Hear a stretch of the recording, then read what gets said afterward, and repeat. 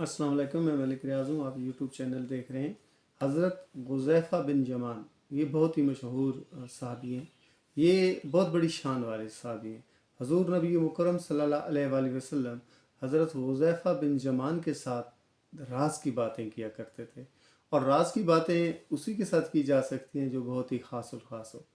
यानी कि मैं आपको ये बताऊं कि मुशरिकीन जो थे मक्का के अंदर, जो मुशरिकीन थे, उनकी लिस्ट भी जो है ना हज़रत उज़ैफ़ा बिन जमान के पास हुआ करती थी।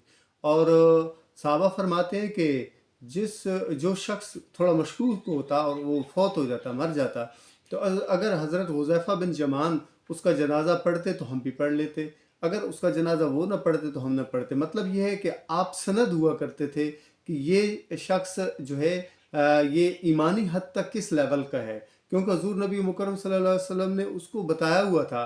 इसलिए सहाबा कराम आपके ऊपर ट्रस्ट करते थे, क्योंकि आप तो हजूर नबी मुकरम सल्लल्लाहु अलैहि वसल्लम के खासुल खास लोगों में से शामिल थे।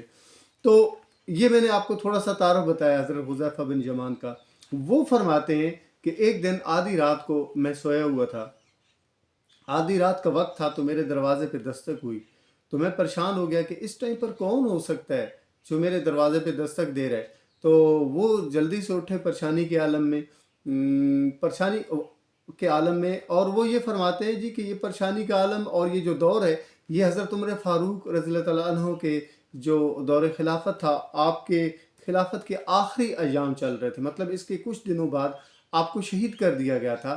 तो ये वो दौर चल रहा था। ये हजूर नबी मुकरम सल्लल्लाहु अलैहि वसल्लम के दौर पाक से दूर बाद की बात है। तो जब दरवाजे पे दस्तक हुई तो मैं फ़ौरन उठा और दरवाज़ा खोला। तो जब सामने देखा तो अमीरुल मोमिनीन हज़रत उमर फ़ारूक रज़ी अल्लाह तआला अन्हु खड़े हुए थे।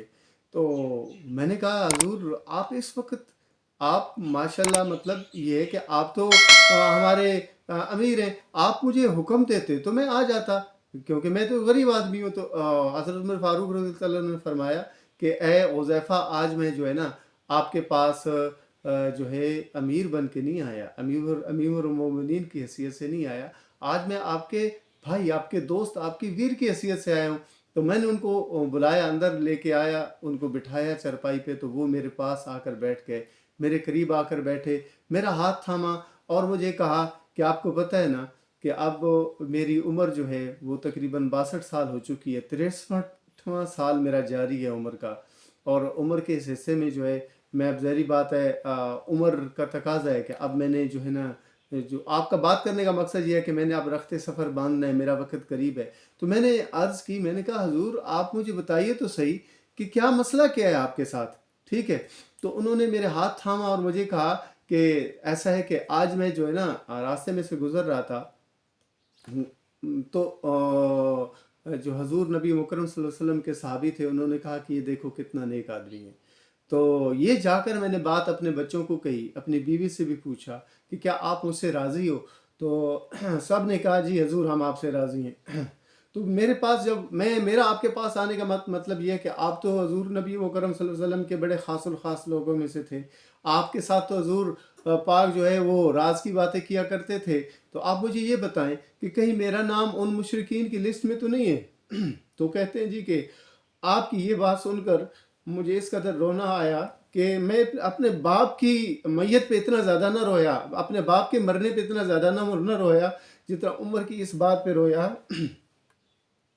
और मैंने अर्ज़ की कि अरे अमीरुल मोमिनीन, मैंने ये नहीं सुना कि हजूर ने आपके बारे में ऐसा कहा हो कभी, लेकिन मैंने ऐसा ज़रूर सुना है कि हजूर ने फरमाया कि अगर मेरे बाद कोई नबी होता तो उमर फ़ारूक होते।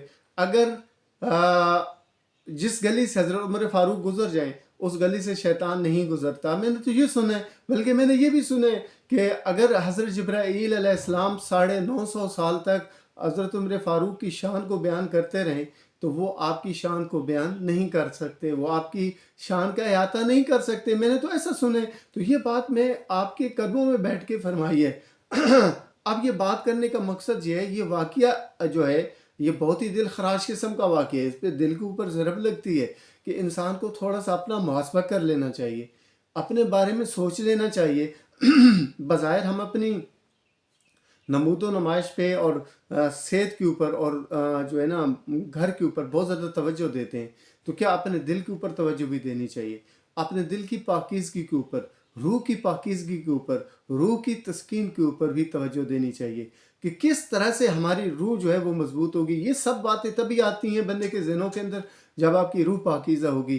تو جو روح پاکیزہ ہوتی ہے وہ اللہ کی یاد سے ہوتی ہے، اس کے محبوب کی یاد سے ہوتی ہے۔ انسان کو اتنا عرصہ گزر جائے اور اس نے نعت تک نہ سنی ہو اور نعت سننے کو دل بھی نہ کر رہا ہو، اتنا ٹائم گزر گیا ہو اور اللہ کی یاد نہ ستانے لگے، اللہ کی یاد میں بیٹھنے کو جی نہ چاہے، اللہ کے نام نہ لینے کو جی چاہے، تو پھر جو ہے نا بات نہیں بنے گی۔ اس لیے روح کی پاکیزگی جو ہے وہ بہت ضروری ہے، اور روح کی پاکیزگی صرف اور صرف اللہ اور اس کے محبوب کی یاد سے ہے۔